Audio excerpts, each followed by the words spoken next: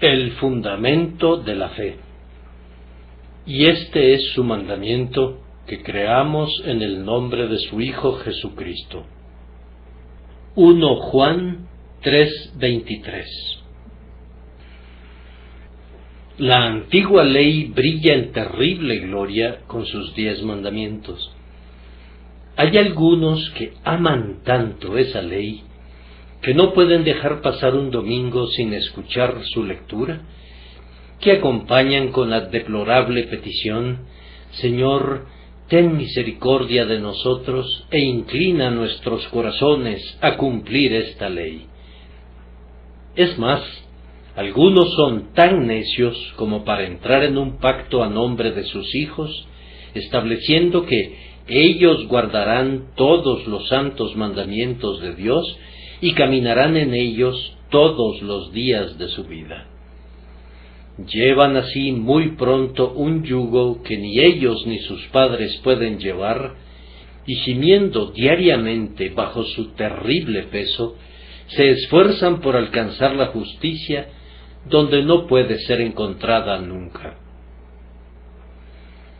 Yo mandaría imprimir conspicuamente sobre las tablas de la ley, en cada iglesia, estas palabras del Evangelio: por las obras de la ley ningún ser humano será justificado delante de él.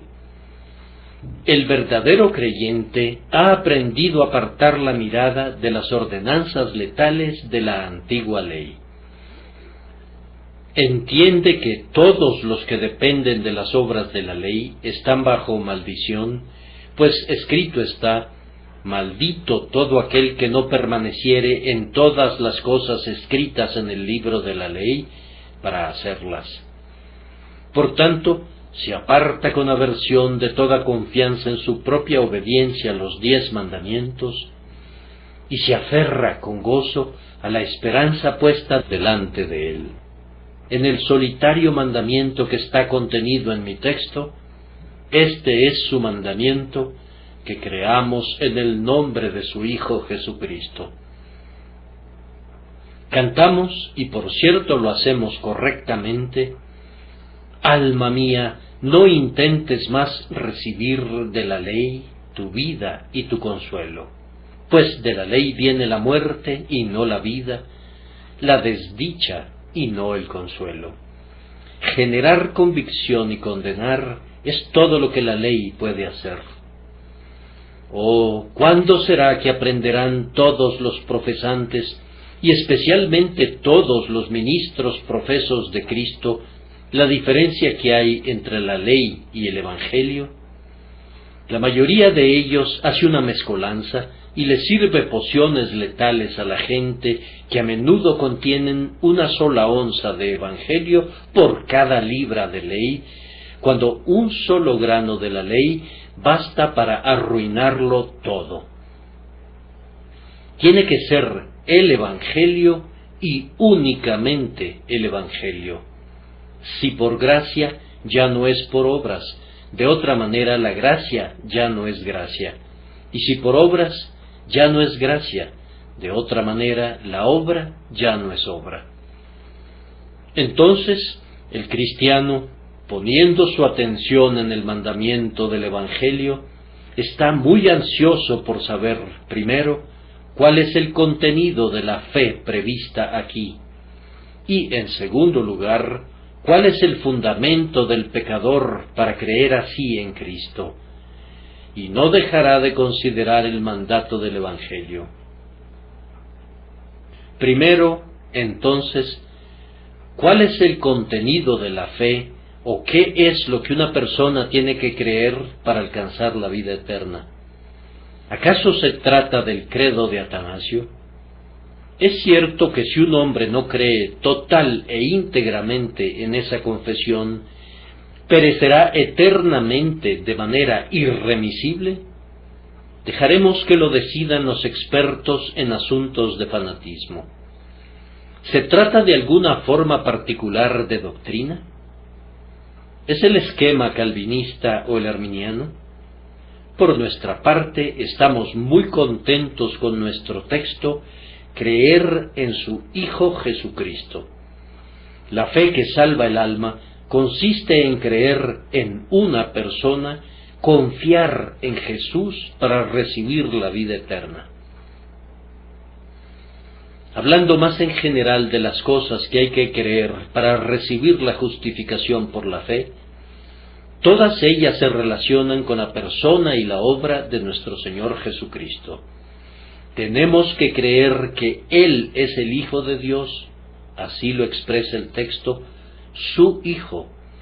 Tenemos que captar con una sólida confianza el grandioso hecho de que Él es Dios, pues nada que no sea un Salvador divino puede librarnos jamás de la ira infinita de Dios. Quien rechaza la propia y verdadera deidad de Jesús de Nazaret no es salvo, y no puede serlo, pues no cree en Jesús como el Hijo de Dios. Además, tenemos que aceptar a este Hijo de Dios como Jesús el Salvador.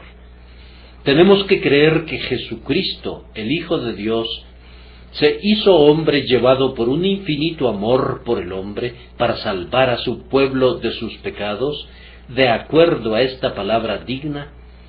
Cristo Jesús vino al mundo para salvar a los pecadores, incluyendo al primero.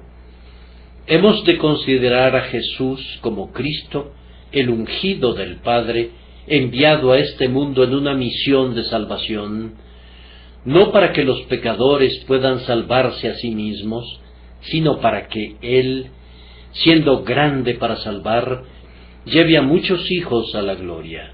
Tenemos que creer que Jesucristo, habiendo venido al mundo para salvar a los pecadores, realizó realmente su misión, que la sangre preciosa que fue derramada en el Calvario es todopoderosa para expiar el pecado, y por tanto todo pecado y blasfemia será perdonado a los hombres, puesto que la sangre de Jesucristo, el amado Hijo de Dios, nos limpia de todo pecado.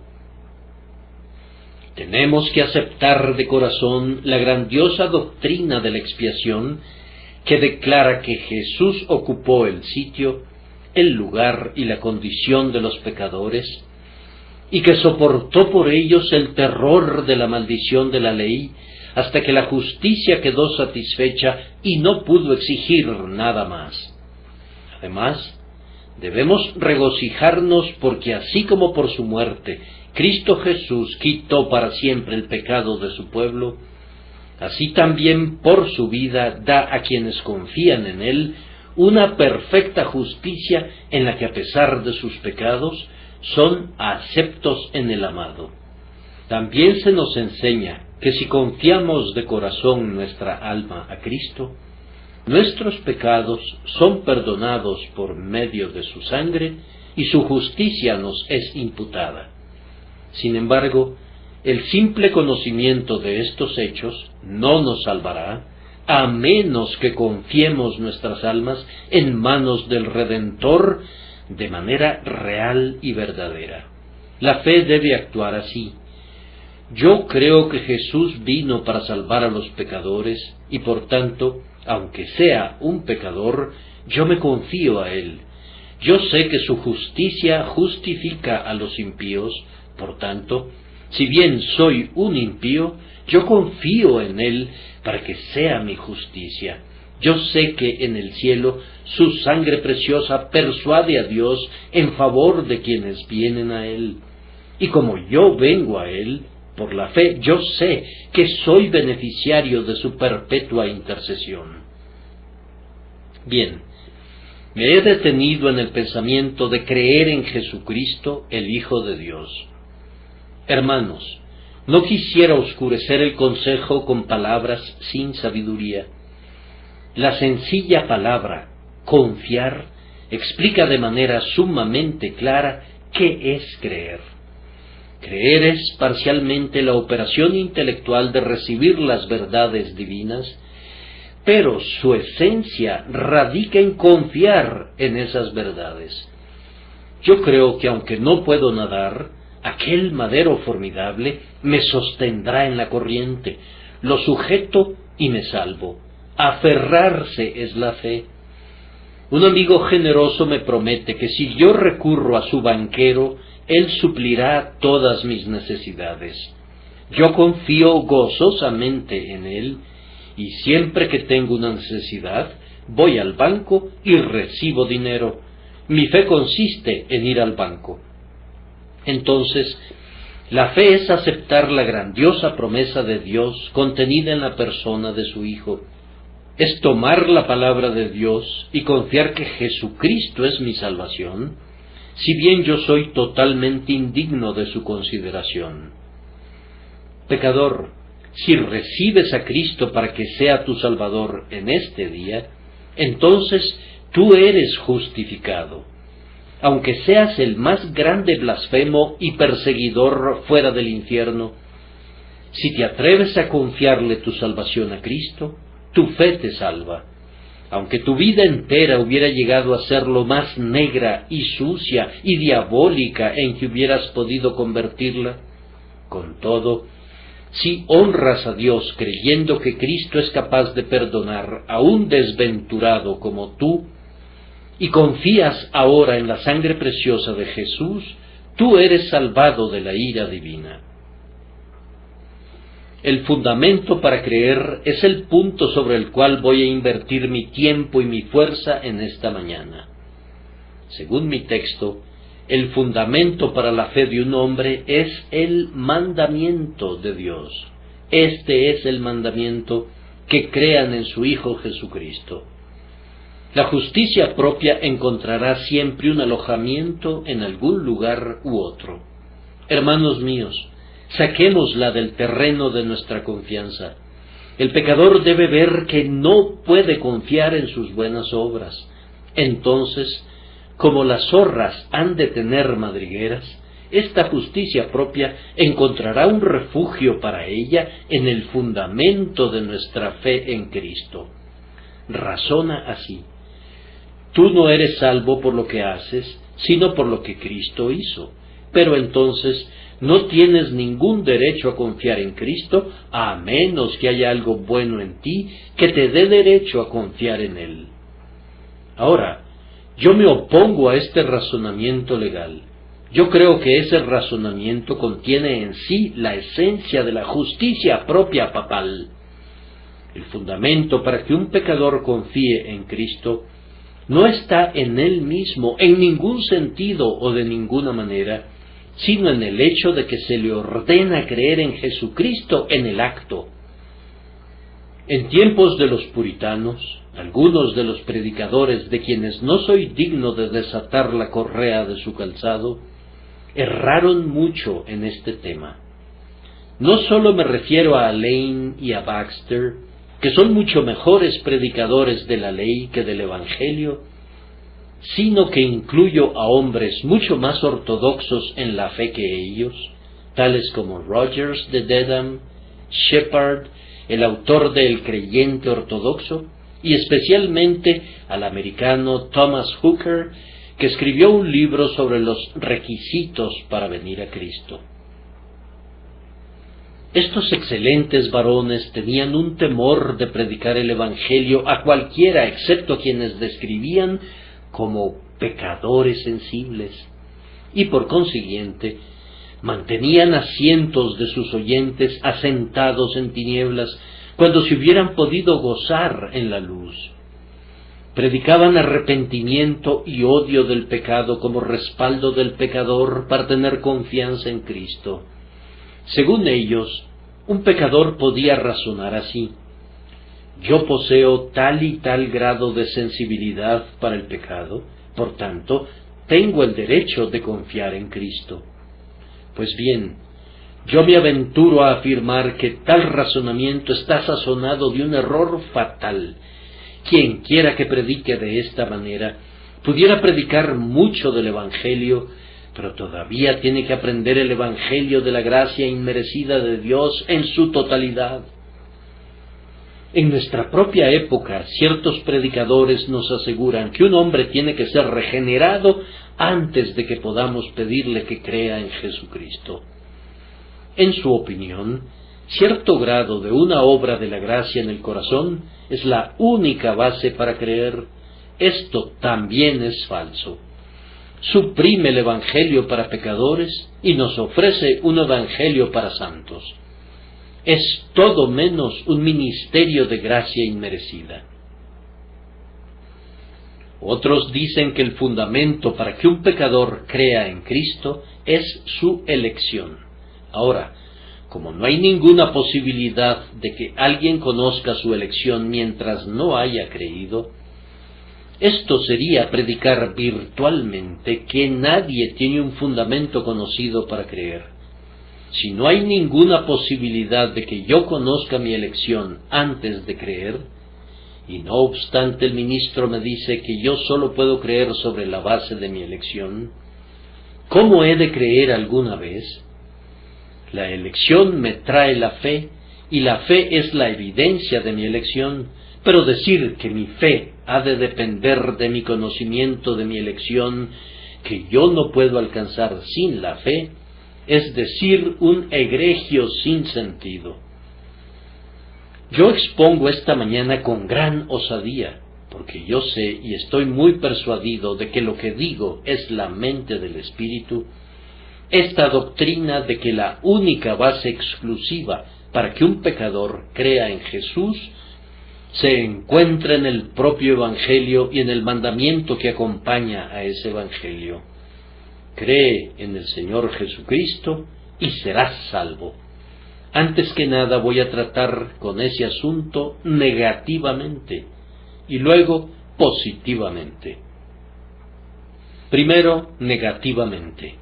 Y aquí mi primera observación es que cualquier otra forma de predicar el fundamento del Evangelio es absurda. Si he de predicar a un hombre que es regenerado la fe en Cristo, entonces ese hombre, siendo regenerado, ya es salvo.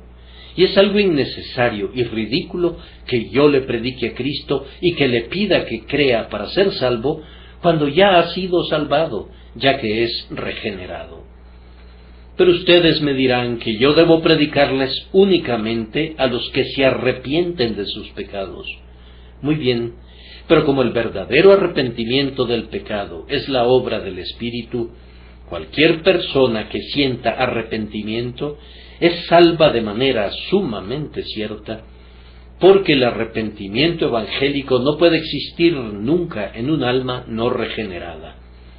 Donde hay arrepentimiento, ya hay fe, pues nunca pueden estar separados.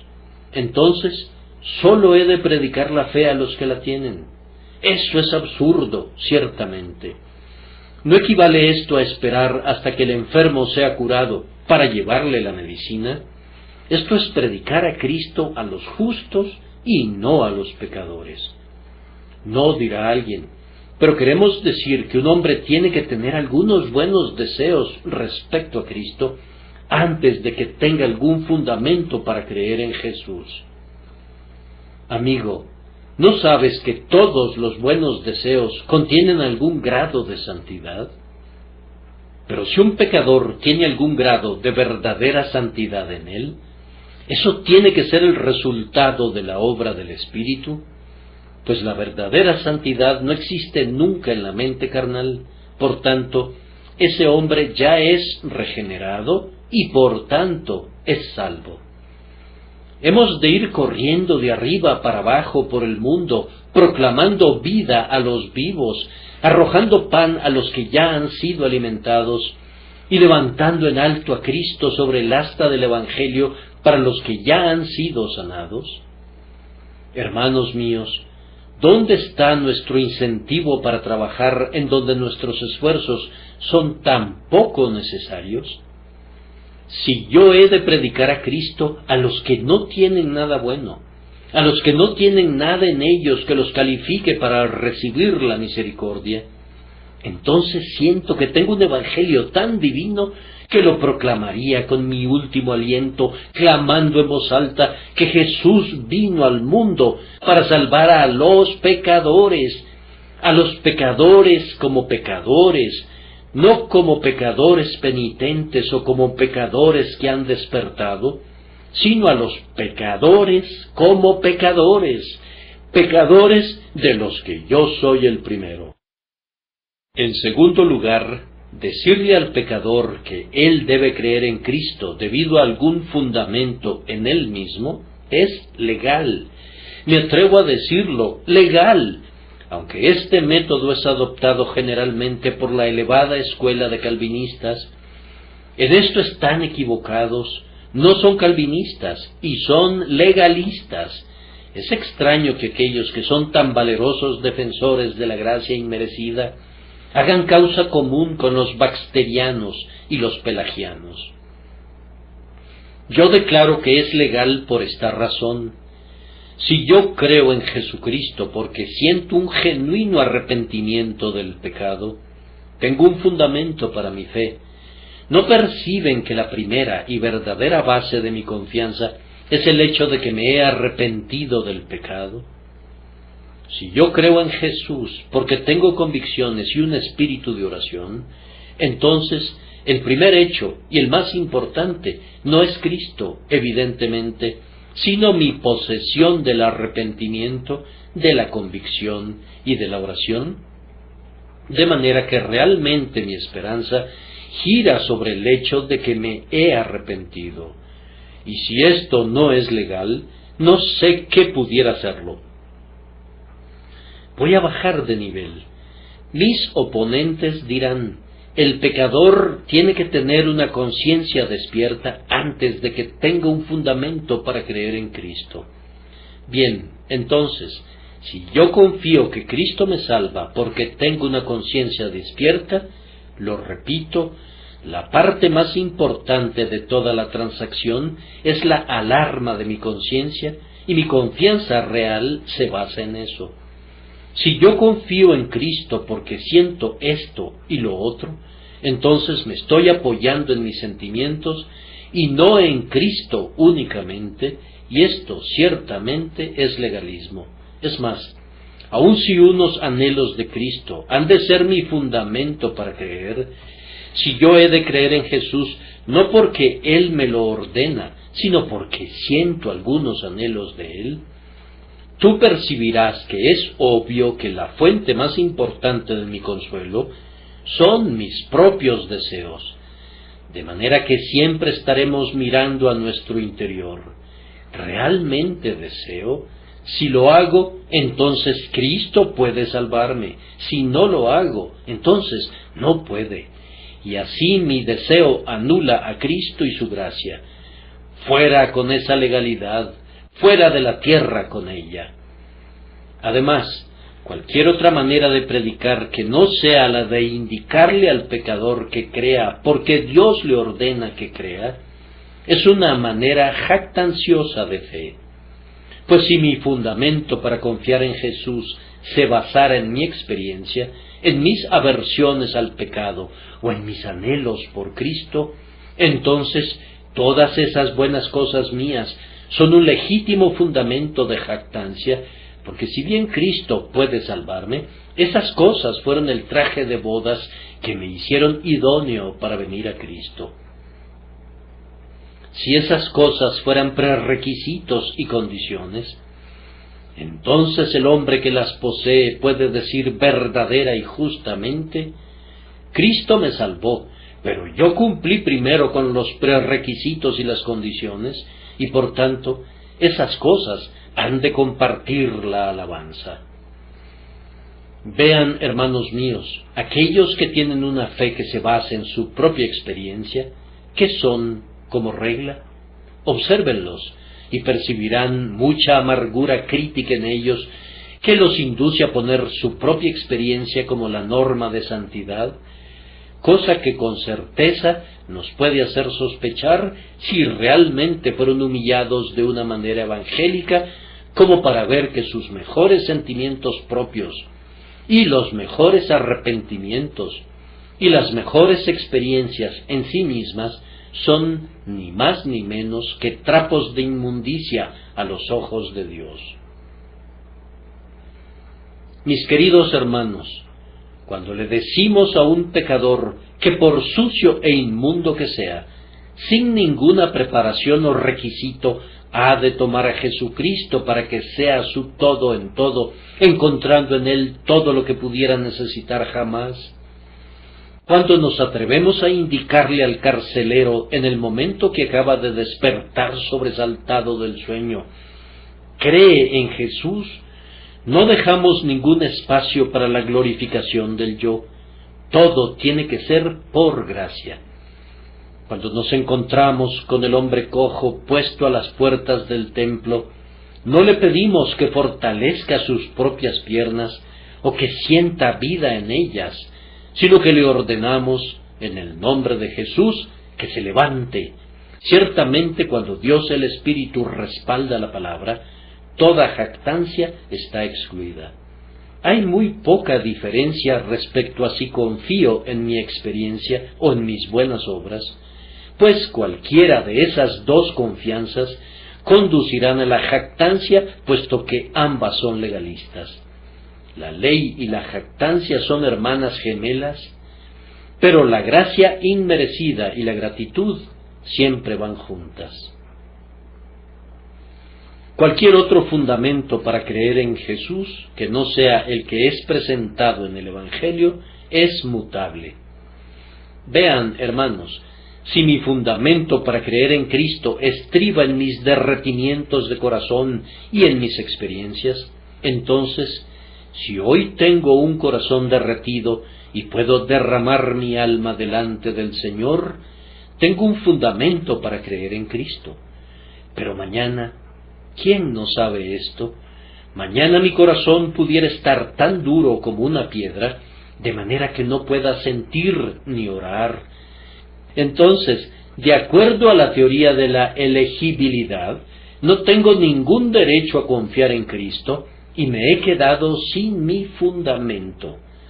De acuerdo a la doctrina de la perseverancia final, la fe del cristiano es continua, y si es así, el fundamento de su fe tiene que ser siempre el mismo, o de lo contrario, tiene algunas veces una fe no fundamentada, lo cual es absurdo. Se deduce de esto que el fundamento permanente de la fe tiene que estribar en alguna verdad inmutable, puesto que todo lo que está en el interior cambia más frecuentemente de lo que muta un cielo inglés. Si mi fundamento para creer en Cristo estuviese basado en el interior, tiene que cambiar cada hora. En consecuencia, soy salvado y perdido alternativamente. Hermanos, ¿pueden ser así esas cosas? Por mi parte, yo necesito un fundamento seguro e inmutable para mi fe. Necesito un fundamento para creer que me sirva cuando mis lascivias y mis corrupciones aparezcan en terrible orden de batalla y me hagan dar voces diciendo: miserable de mí. Necesito un fundamento para creer en Cristo que me consuele cuando no tengo una buena disposición mental ni sentimientos santos, cuando esté muerto como una piedra y mi espíritu yazca adherido al polvo. Un fundamento para creer en Jesús que no falla se encuentra en esta preciosa verdad, que es su misericordioso mandamiento y no mi variable experiencia, lo que constituye mi derecho para creer en su Hijo Jesucristo. Además, hermanos míos, cualquier otro fundamento es completamente incomprensible. Multitudes de hermanos míos predican una salvación imposible. Cuán a menudo los pobres pecadores tienen hambre y sed de conocer el camino de la salvación, pero se quedan sin recibir la predicación de una salvación disponible para ellos. Personalmente, no recuerdo que se me dijera desde el púlpito que creyera en Jesús como un pecador. Oía mucho acerca de sentimientos que yo pensaba que nunca iba a experimentar y una disposición mental que yo anhelaba, pero no encontré ninguna paz hasta que me llegó un verdadero mensaje de gracia inmerecida. Mirad a mí y sed salvos todos los términos de la tierra. Vean, hermanos míos, si las convicciones del alma son unos requisitos necesarios para recibir a Cristo, deberíamos saber, hasta en su último detalle, cuántas de estas calificaciones se necesitan.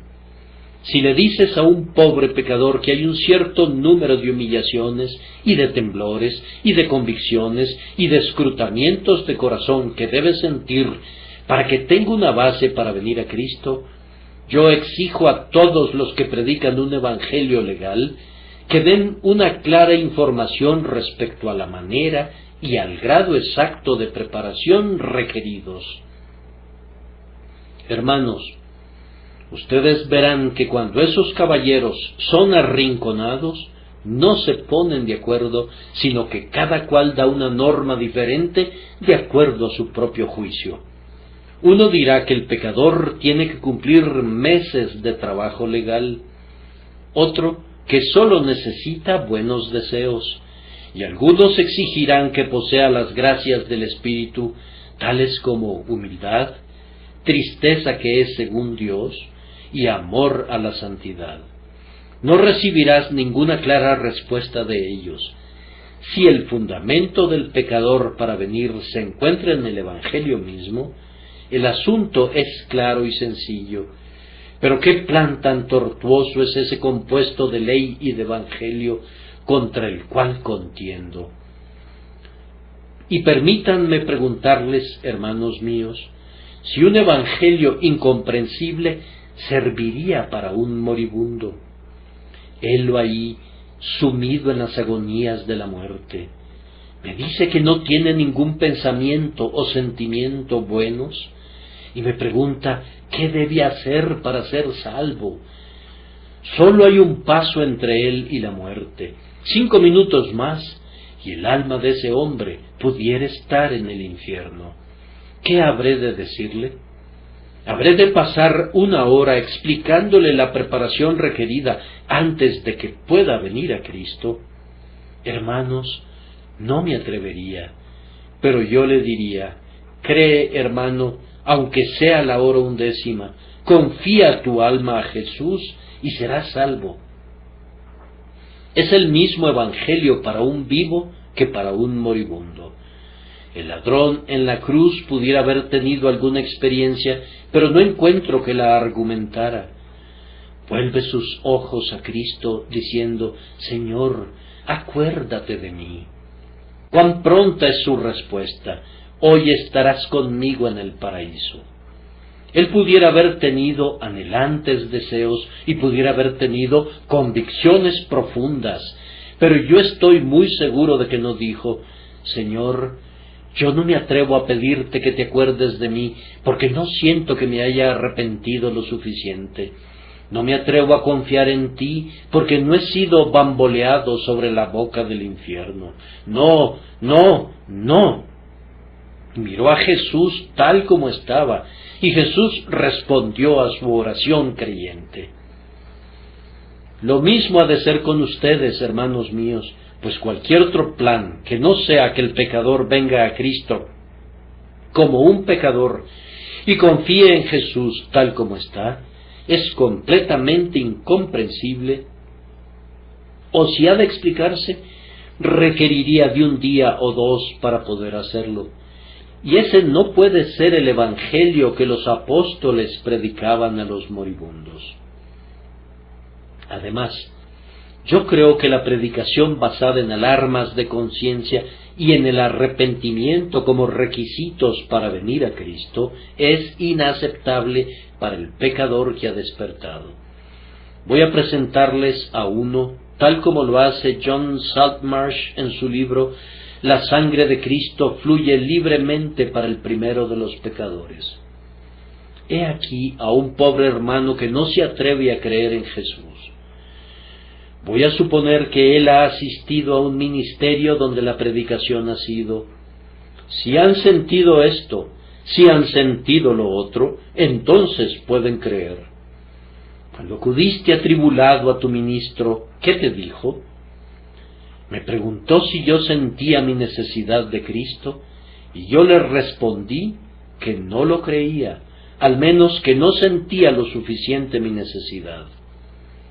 Me dijo que debía meditar en la culpa del pecado y considerar el terrible carácter de la ira venidera, y que de esa manera yo podría sentir más mi necesidad. ¿Y la sentiste? Sí, pero me parecía como si mientras meditaba en los terrores del juicio, mi corazón se endurecía más en vez de ablandarse, y me parecía estar desesperadamente firme y decidido en una especie de descorazonamiento para proseguir en mis caminos. Sin embargo, algunas veces experimenté algunas humillaciones y algunos derretimientos de corazón.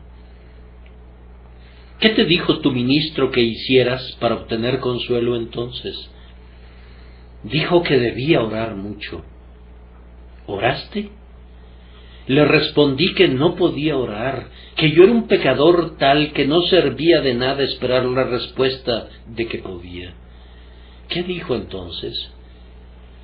Me dijo que tenía que aferrarme a las promesas. Sí, ¿y lo hiciste?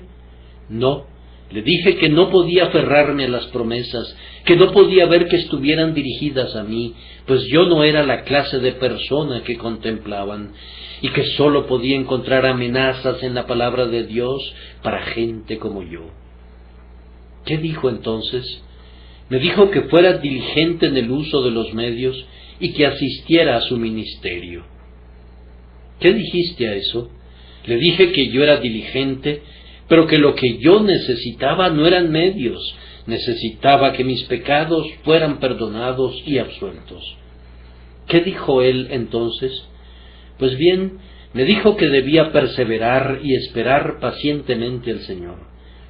Yo le dije que yo estaba sumido en tal temor y una grande oscuridad que mi alma tenía por mejor la estrangulación más que la vida. Bien, entonces dijo que él pensaba que yo tenía que ser ya un verdadero penitente y que por tanto era salvo y que tarde o temprano iba a tener esperanza. Pero yo le dije que una simple esperanza no bastaba para mí, que no podía estar seguro mientras el pecado me oprimiera tanto. Me preguntó si no sentía anhelos de Cristo. Le dije que los tenía, pero que eran deseos meramente egoístas y carnales, que algunas veces yo pensaba que tenía deseos, pero que sólo eran legales. Él dijo que si yo tenía un deseo de tener un deseo, esa era una obra de Dios, y que yo era salvo. Eso me animó por un tiempo, amigo, pero caí abatido de nuevo, pues eso no me sirvió, ya que yo necesitaba confiar en algo sólido. Y pecador, ¿cómo te va ahora? ¿Dónde estás ahora? Bien, amigo, a duras penas sé dónde estoy, pero yo te ruego que me digas qué debo hacer. Hermanos, mi respuesta es rápida y clara, óiganla. Pobre alma, no tengo ninguna pregunta que hacerte, no tengo ningún consejo que darte, excepto este, sin importar lo que pudiera ser, el mandamiento de Dios para ti es: confía en el Señor Jesucristo y serás salvo. ¿Lo harás o no?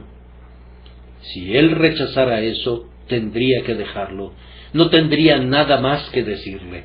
Estaría limpio de su sangre y sobre él caería la sentencia: el que no cree será condenado.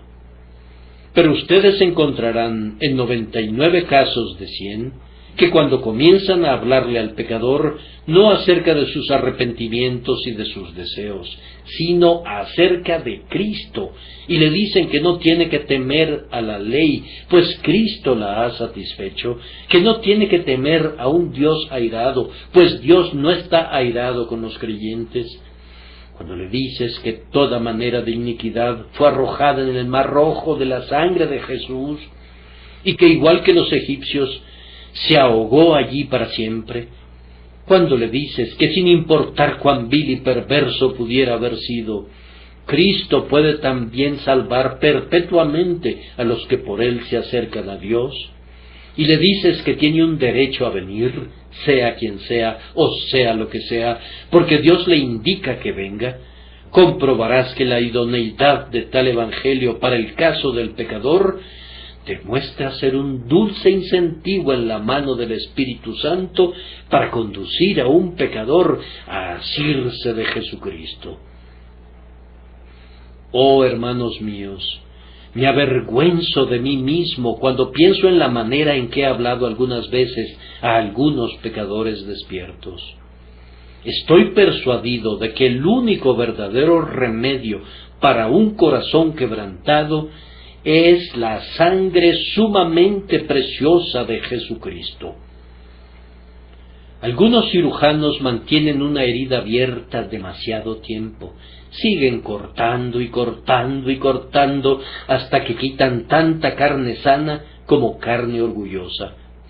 En vez de sanarla a medias, es mejor sanarla de inmediato, pues Jesucristo no fue enviado para mantener abiertas las heridas, sino para vendar el corazón quebrantado.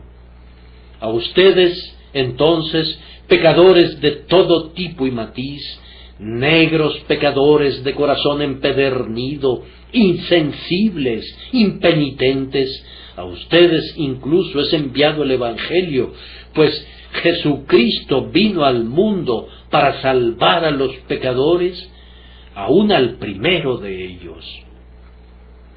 Podría hacer una pausa aquí, seguramente, pero tengo que agregar todavía otro punto sobre este modo negativo de razonar. Cualquier otro fundamento para la fe del pecador, que no sea el Evangelio mismo, es falso y peligroso. Es falso, hermanos míos, es tan falso como cierto es que Dios es veraz. Decir que algo en un pecador pueda ser su fundamento para creer en Jesús. Todo el tenor y el sentido del Evangelio están claramente en contra de eso. Tiene que ser falso porque no hay nada en un pecador mientras no crea que pueda ser un fundamento para su fe. Si tú me dices que hay algo bueno en el pecador antes de creer, yo respondo que es imposible. Sin fe es imposible agradar a Dios. Todos los arrepentimientos, humillaciones y convicciones que un pecador tenga antes de la fe tienen que ser desagradables a Dios de acuerdo a la Escritura. No me digan que su corazón está quebrantado.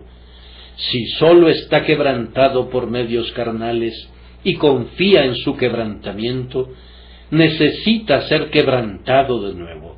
No me digan que ha sido conducido a odiar su pecado. Yo les digo que no odia su pecado. Él únicamente odia el infierno. No puede haber un odio real y verdadero del pecado donde no hay fe en Jesús. Todo lo que el pecador sabe y siente antes de la fe es únicamente una adición a sus otros pecados. ¿Y cómo puede el pecado, que merece la ira, ser una base para un acto que es la obra del Espíritu Santo? ¡Cuán peligroso es el sentimiento al que me estoy oponiendo! Queridos oyentes, puede ser tan dañino que ha llevado al extravío a algunos de ustedes. Yo les advierto solemnemente que aunque hayan sido profesantes de la fe en el Señor Jesucristo durante 20 años, si su razón para creer en Cristo estriba en que han sentido los terrores de la ley, en que han sido alarmados y que han sido convencidos, si su propia experiencia es su fundamento para creer en Cristo, se trata de una razón falsa y están confiando realmente en su experiencia y no en Cristo. Y observen que si confían en su disposición mental y en sus sentimientos, es más, si confían en su comunión con Cristo, en el grado que sea, ustedes son tan ciertamente pecadores perdidos como si hubiesen confiado en juramentos y blasfemias. No serán más capaces de entrar en el cielo ni siquiera por las obras del Espíritu, y estoy usando un lenguaje muy fuerte, de lo que serían por sus propias obras, pues Cristo, y sólo Cristo, es el fundamento, y nadie puede poner otro fundamento que el que está puesto, el cual es Jesucristo. Tengan cuidado de no confiar en su propia experiencia. Todo lo que es hilado por la naturaleza tiene que ser desenmarañado, y todo lo que ocupa el lugar de Cristo, por mucho que lo aprecies, y prescindiendo de cuán precioso sea en sí mismo, tiene que ser quebrado, y como el polvo del becerro de oro, tiene que ser esparcido en el agua, y tristemente serás obligado a beber de ella por haber convertido eso en tu confianza. Yo creo que la tendencia de esa predicación que pone la base de la fe en cualquier otra cosa, menos en el mandamiento del Evangelio, es a vejar al verdadero penitente y a consolar al hipócrita. Su tendencia es a hacer que la pobre alma, que realmente se arrepiente, sienta que no debe creer en Cristo, al ver tal cantidad de dureza en su propio corazón. Entre más espiritual es un hombre, más carnal se considera, y entre más penitente es un hombre, más impenitente se descubre ser. Con frecuencia los hombres más penitentes son aquellos que se consideran los más impenitentes, y si yo he de predicar el Evangelio a los penitentes y no a todo pecador como pecador, entonces esas personas penitentes que de acuerdo a mis oponentes tienen el mayor derecho a creer, son exactamente las personas que nunca se atreverán a tocarlo, porque están conscientes de su propia impenitencia y de su carencia de toda idoneidad delante de Cristo. Pecadores, permítanme dirigirme a ustedes con palabras de vida. Jesús no necesita nada de ustedes, absolutamente nada. No quiere que hagan nada, no quiere que sientan nada. Él da tanto el trabajo como el sentimiento. Harapientos, menesterosos, tal como están, perdidos, abandonados, desolados, sin ningún buen sentimiento y sin ninguna esperanza, en esa condición viene Jesús a ustedes, y con estas palabras compasivas se dirige a ustedes. Al que a mí viene, no le echo fuera. Si tú crees en él, jamás serás confundido. Pero ahora, positivamente, y como la parte negativa ha sido lo suficientemente positiva, seremos breves aquí. El mandamiento evangélico es un fundamento suficiente para que un pecador crea en Jesucristo. Las palabras de nuestro texto implican esto. Este es el mandamiento. Hermanos míos, ¿necesitan algún fundamento para hacer una cosa que sea mejor que el mandamiento de Dios para hacerla? Los hijos de Israel les pidieron prestadas joyas de plata y joyas de oro a los egipcios. Cuando leen la Biblia, muchos desaprueban esta transacción, pero para mí, si Dios les indicó que lo hicieran, fue una justificación suficiente para ellos. Muy bien, si Dios te ordena que creas, si este es su mandamiento, que creas, ¿necesitas un mejor fundamento? Yo digo, ¿hay alguna necesidad de algún otro? Ciertamente la palabra de Dios basta. Hermanos, el mandamiento de creer en Cristo tiene que ser el fundamento del pecador si consideran la naturaleza de nuestra comisión. ¿Qué dice? Id por todo el mundo y predicad el Evangelio a toda criatura. Debería decir, de acuerdo al otro plan, predicad el Evangelio a toda persona regenerada, a todo pecador convicto, a toda alma sensible. Pero no es así, es a toda criatura. Pero a menos que el fundamento sea un algo en el que puede participar toda criatura, no hay tal cosa como predicarlo consistentemente a toda criatura. Entonces, ¿cómo es expresado? El que creyere y fuere bautizado será salvo, mas el que no creyere será condenado. ¿Dónde hay una palabra acerca de los prerequisitos para creer? Ciertamente el hombre no podría ser condenado por no hacer aquello para lo que no contaba con ningún fundamento. Nuestra predicación, según la teoría de la preparación previa, no debería ser «cree en el Señor Jesucristo y serás salvo», sino «prepárense para la fe, sensibilícense a su pecado, regenérense, logren señales y evidencias y luego crean». Vamos, ciertamente, si no he de sembrar la buena semilla en pedregales y entre espinos, sería mejor que renunciara a ser un sembrador y que me dedicara a arar o a algún otro trabajo. Cuando los apóstoles fueron a Macedonia y a Acaya, no debieron haber comenzado a predicar a Cristo. Debieron haber predicado condiciones previas, emociones y sensaciones, si esas cosas son las preparaciones para recibir a Jesús. Pero yo encuentro que siempre que Pablo se pone de pie, no tiene otra cosa que predicar que Cristo y a este crucificado. El arrepentimiento es predicado como un don del exaltado Salvador, pero no es predicado nunca como la causa o preparación para creer en Jesús. Estas dos gracias nacen juntas y viven con una vida común. Tengan cuidado de no hacer de la una un fundamento de la otra. Me gustaría llevar a uno de los que solo predican a pecadores sensibles y ponerlo en la capital del reino de Dahomey. No hay pecadores sensibles allá. Míralos con sus bocas manchadas de sangre humana, con sus cuerpos completamente embadurnados con la sangre coagulada de sus víctimas sacrificadas.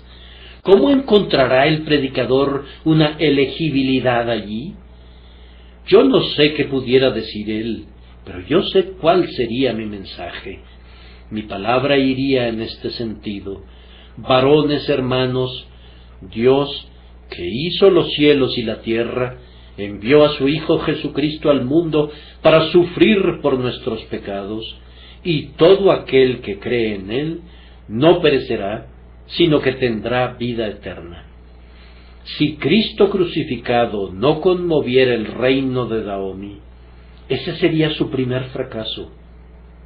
Cuando los misioneros moravos fueron por primera vez a Groenlandia, ustedes recuerdan que estuvieron enseñando durante meses y meses a los pobres groenlandeses acerca de la deidad, la doctrina de la Trinidad y la doctrina del pecado y la ley, pero no había conversiones. Pero un día sucedió accidentalmente que uno de los groenlandeses leyó este pasaje: «Mirad cuál amor nos ha dado el Padre para que seamos llamados hijos de Dios». Preguntó el significado y el misionero, a pesar de que no lo consideraba lo suficientemente avanzado para entender el Evangelio, se aventuró a explicárselo y el hombre fue convertido y cientos de sus paisanos recibieron la palabra. Como es lógico, les preguntaron a los misioneros: ¿por qué no nos dijeron esto antes? Sabíamos todo acerca de la existencia de Dios, y eso no nos sirvió de nada. ¿Por qué no vinieron y no nos dijeron antes que creyéramos en Jesucristo? Oh, hermanos míos, este es el arma de Dios, el método de Dios. Este es el gran ariete que estremecerá las puertas del infierno. Debemos asegurarnos de que se ponga en práctica diariamente. He procurado, del lado positivo, mostrar que un fundamento de gracia inmerecida es consistente con el texto, que es acorde con la costumbre apostólica y que es, ciertamente, absolutamente necesario en vista de la condición en la que se encuentran los pecadores. Pero, hermanos míos, predicar a Cristo a los pecadores, como pecadores, tiene que ser lo correcto, pues todos los actos anteriores de Dios son para los pecadores como pecadores. ¿A quiénes eligió Dios? A los pecadores. Él nos amó con un grande amor, aun cuando estábamos muertos en delitos y pecados. ¿Cómo los redimió? ¿Los redimió como santos? No, pues cuando todavía éramos enemigos, Él nos reconcilió con Dios por la muerte de su Hijo. Cristo no derramó nunca su sangre por el bien que hay en nosotros, sino por el pecado que está en nosotros. Él puso su vida por nuestros pecados, dice el apóstol. Entonces, si en la elección y en la redención encontramos a Dios tratando con los pecadores como pecadores, es una deformación y una nulificación de todo el plan, si el Evangelio ha de ser predicado a los hombres como cualquier otra cosa que no sea como pecadores. Además, es inconsistente con el carácter de Dios suponer que Él sale y proclama: «Oh, mis criaturas caídas, si ustedes mismos hacen méritos para alcanzar mi misericordia, yo los salvaré. Si ustedes sienten santas emociones, si ustedes están conscientes de sagrados anhelos por mí, entonces la sangre de Jesucristo los limpiará». Habría poco que es divino en eso. Pero cuando Él sale con perdones plenos y gratuitos y dice: «Sí, cuando estabas en tus sangres te dije, vive», cuando Él viene a ti, que eres su enemigo y su súbdito rebelde, y aún así clama: «Yo deshice como una nube tus rebeliones y como niebla tus pecados». Vamos, eso es divino. Ustedes saben lo que dijo David: «Pequé contra Jehová». ¿Qué le dijo Natán? También Jehová ha remitido tu pecado. No morirás. Y ese es el mensaje del Evangelio para un pecador como pecador. El Señor ha quitado tu pecado. Cristo sufrió. Él ha traído la perfecta justicia. Recíbelo, confía en Él y vivirás. Amados míos, que el mensaje les quede completamente claro esta mañana. He leído con algún grado de atención un libro al que debo mucho para este presente sermón, un libro escrito por Abraham Booth, titulado «Buenas nuevas para pecadores que perecen». Nunca he oído a nadie arrojar una sospecha contra la pureza de doctrina de Abraham Booth. Por el contrario, él ha sido considerado generalmente como uno de los teólogos más ortodoxos de la última generación. Si quieren mi opinión completa, lean su libro. Si necesitan algo más, déjenme decirles que entre todas las cosas malas que sus detractores le han endilgado, nunca he oído que nadie culpe a William Huntington por no ser lo suficientemente puro en su doctrina. Ahora, William Huntington hizo en vida el prefacio para un libro escrito por Saltmarsh, con el que estaba grandemente complacido. Y la médula de su enseñanza es precisamente esta, en sus propias palabras: el único fundamento para la fe de cualquier persona es: el que ha prometido es fiel, y no alguna cosa en ellos mismos, pues este es el mandamiento, que crean en su Hijo Jesucristo.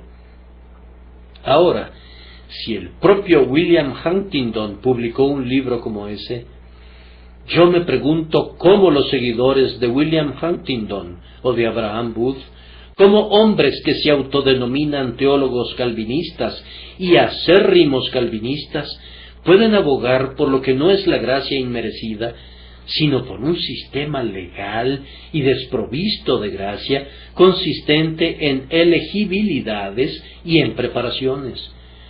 Podría citar aquí a Crispo, quien es pertinente para el caso y también un hombre de elevada doctrina.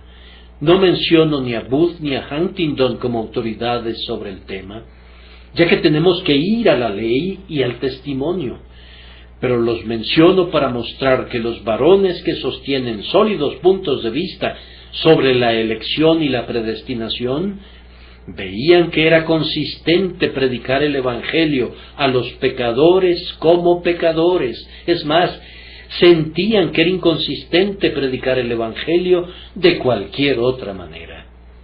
Solo voy a agregar que las bendiciones que emanan de predicar a Cristo a los pecadores como pecadores son de tal carácter que comprueban que es correcto. ¿No ven que esto nos nivela a todos? Tenemos el mismo fundamento para la fe, y nadie se puede exaltar a sí mismo por encima de sus semejantes. Entonces, hermanos míos, cuánta esperanza y confianza inspira esto a los hombres. Prohíbe la desesperación. Si esto es cierto, nadie puede desesperar, o si desesperara, se trataría de una desesperación perversa e irrazonable, porque por muy malo que haya sido, Dios le ordena que crea. ¿Qué espacio puede haber para el desaliento? Ciertamente, si hay algo que pudiera cortar la cabeza al gigante de desesperación, es Cristo predicado a los pecadores, ya que es la aguda espada de dos filos que ha de hacerlo. Además, ¿cómo hace que un hombre viva cerca de Cristo? Si yo he de venir a Cristo como un pecador cada día, y tengo que hacerlo, pues la palabra dice, de la manera que habéis recibido al Señor Jesucristo, andad en Él.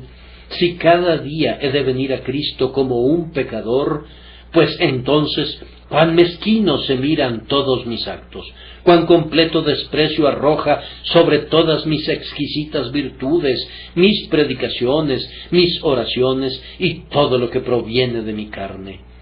Y aunque me conduce a buscar la pureza y la santidad, con todo me enseña a vivir de Cristo y no de ellas, y así me mantiene junto al manantial. Mi tiempo vuela y tengo que dejar el último encabezado solo para agregar: pecador, quien quiera que seas, Dios te ordena ahora que creas en Jesucristo. Este es su mandamiento. Él no te ordena que sientas algo o que seas algo para prepararte para esto. Ahora, ¿estás dispuesto a incurrir en la gran culpa de hacer que Dios sea mentiroso? Seguramente te abstendrías de eso. Entonces, atrévete a creer. Tú no puedes decir, no tengo ningún derecho. Tú tienes el perfecto derecho de hacer lo que Dios te dice que hagas. Tú no puedes decirme que no eres apto. No se requiere ninguna aptitud. El mandamiento es dado y a ti te corresponde obedecer, no disputar. No puedes decir que no te atañe. Es predicado a toda criatura bajo el cielo. Y ahora, alma, es algo tan placentero confiar en el Señor Jesucristo, que yo gustosamente quisiera persuadirme de que tú no necesitas ninguna persuasión. Es algo tan deleitable aceptar una perfecta salvación, ser salvado por la sangre preciosa y contraer esponsales con un Salvador tan brillante, que yo gustosamente espero que el Espíritu Santo te haya conducido a clamar: Señor, creo, ayuda a mi incredulidad.